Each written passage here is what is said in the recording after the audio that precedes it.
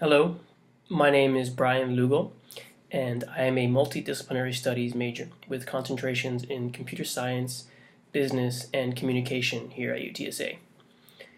I am a first generation college student and actually returning to college for the first time after spending several years in the workforce.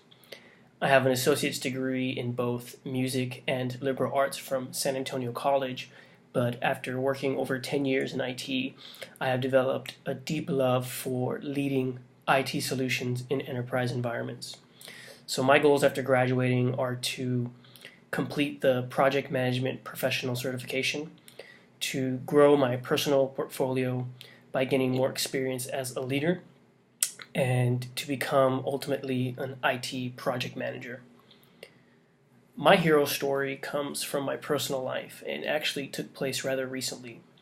One of the things that I am most passionate about is providing help, however possible, to those in need. So my story begins one night after coming home from work. My girlfriend, Gabriela, and I decided that we would go out for dinner.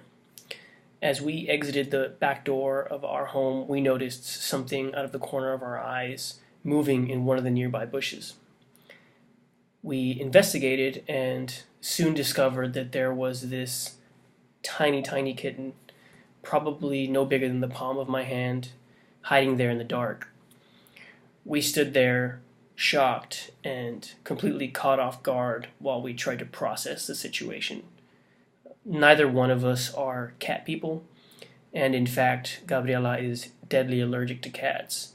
But after searching the nearby surrounding area, it was pretty clear that this little guy was alone and therefore in a lot of danger. We quickly decided that it was in the kitten's best interest that we catch him and take him inside our house, whether he liked it or not, until we could find a more permanent solution.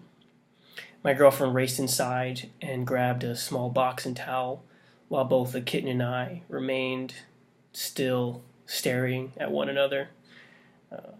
While he watched my every movement, likely plotting his best course of escape, I stared back at him, calculating the smartest, most effective way to secure him without letting him get away or harming him. Once Gabriela returned with the towel and box in hand, I briefly went over my plan, and we positioned ourselves to cover any feasible exits. He, of course, was not having any of this and tried to make this as difficult as possible by forcing himself deeper and deeper into that bush. As he found himself cornered, realizing he was about to be seized, the kitten let out this most ineffective but absolutely adorable kind of half cry, half whimper before I was able to finally secure him in the towel. It was really great that we were able to catch him when we did, because this little guy was in bad shape. He was incredibly dirty, beat up, weighed less than 2 pounds, and even looked like he had some type of problem with his eye. Needless to say that he was incredibly frightened at first, but once we got him inside, cleaned him up a bit, and provided him with some food and water, his attitude slowly started to change. After a few hours and what was probably a much-needed nap, he transformed from being this very skittish and terrified little kitten to being much more calm and trusting. He even worked up enough courage eventually to begin exploring the new surroundings.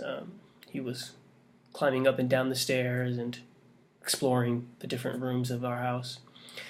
In the end, we were able to very quickly find this kitten a new home via our friends at the UTSA Roadrunner Cat Coalition, who is an organization that helps spay, neuter, feed, and foster cats around the UTSA campus.